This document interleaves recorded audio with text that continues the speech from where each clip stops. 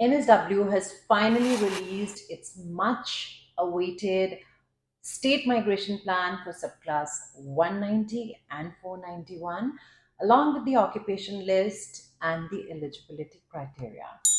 So, as usual, the focus of my video is specifically going to be on offshore applicants. So, the pathway, there are three pathways mentioned. So, the pathway that is specific to offshore applicants is pathway 2. Now, the occupation list is something I don't think a lot of you are going to be very happy with because they pruned it down considerably. However, there's still a lot of occupations that they are accommodating. Now, if you look at the occupation list, as usual, as always, they have stated the 4-digit unit codes. Now, you might be thinking that, for example, the unit code says crop farmers, or it may say building professionals, technical professionals, NEC, whatever. So you might think if they're saying crop farmer, then probably, it does not accommodate mixed crop farmers, it does not accommodate a fruit grower or whatever.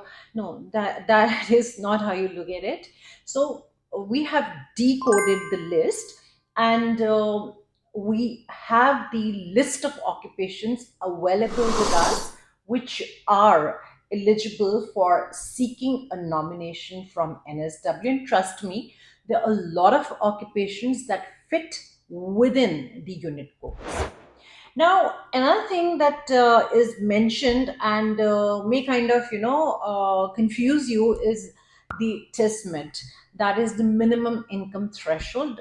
That does not apply to offshore applicants. That is something that applies to onshore applicants only. And of course, Pathway 1 and Pathway 3 is only for those who have been living in NSW or have worked in NSW. So for offshore applicants, please focus only on pathway 2. Now, for those of you who've already lodged the EOIs for NSW, and the EOIs are valid for 2 years. So if your EOI is not older than 2 years, there is no need for you to lodge a new EOI. The old EOI is good enough. So for those of you who probably think that, we may want to just go ahead and lodge a new EOI in order to improve our chances of getting selected, that is not how it works. All EOIs stand equal chance of being considered for a nomination. Now, the important thing, however, for you to note is that if you're applying for a subclass 190 nomination, you need to ensure that you will be considered as an offshore applicant if you have been living offshore, that is outside NSW, in your country of residence for at least 6 months immediately before applying, and for 491, at least 3 months before applying for an NSW nomination. And of course, the way to go about the nomination is lodge your EUI within the skill select, then wait for NSW to send out an invitation to you. Once you receive an invitation, you have 14 days to put up your application with NSW. Then you get your nomination decision and finally your invitation to apply for a visa. Now, there are a few questions that they've put up on their website, which I think are very, very important, and a lot of concerns would be eliminated once you go through those common list of questions. I'm just going to pick up two from there. So the first question is that in case you had received an NSW nomination earlier but did not apply for a visa, would you be able to apply for an NSW nomination again? Now, I see why this is a good question, because when NSW's direct application stream was open, some applicants and some clients of mine, I do know for sure, forgo their nominations. They did not go ahead and put up an application with the DHA. Maybe they thought, they'll go ahead with a 190 and not a 491, whatever. So, bad news for those. In case NSW has nominated you in the past and you did not lodge a visa, you are not eligible to apply for a nomination with NSW now. be it a 491 or a 190 nomination. So you've clearly missed the bus there. However, those of you whose NSW nomination had not been approved earlier are free to lodge or let's say submit the EOI for NSW, and you can be considered for an NSW nomination.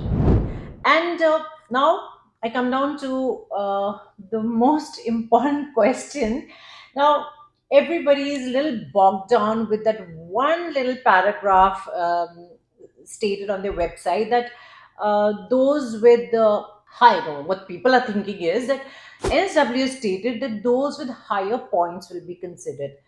Please read again. Go back to the website and read again. We've clearly mentioned that EOIs, high ranking EOIs, will be considered. They are not saying high point EOIs will be selected. So, when we're talking about high ranking EOIs, they will be considering the EOIs based on your age, based on your English proficiency, based on your education, based upon the number of years of work experience you've been able to claim. So, within their internal ranking system, these things will be taken into consideration, and of course, the high points as well. However, please do not be misled into believing that only high point applicants would be the ones that will be selected, because they very clearly, very categorically mentioned that high ranking EOIs, not high point EOIs. And finally, NSW will be conducting the invitation rounds. I'm guessing multiple invitation rounds throughout the year until they exhaust their quota. And the quota allocated to NSW is considerable this time, and we can expect quite a few nominations coming in from NSW. So, if you've got your positive skills assessment and you want to understand whether you're eligible for an NSW nomination or not, please feel free to get in touch with us on 78498 or email us at canwings@gmail.com or inquiries at canwings.com, and we'll be happy to get back to you with free eligibility assessment advice. That will be it for today. Until next time, bye bye and take care.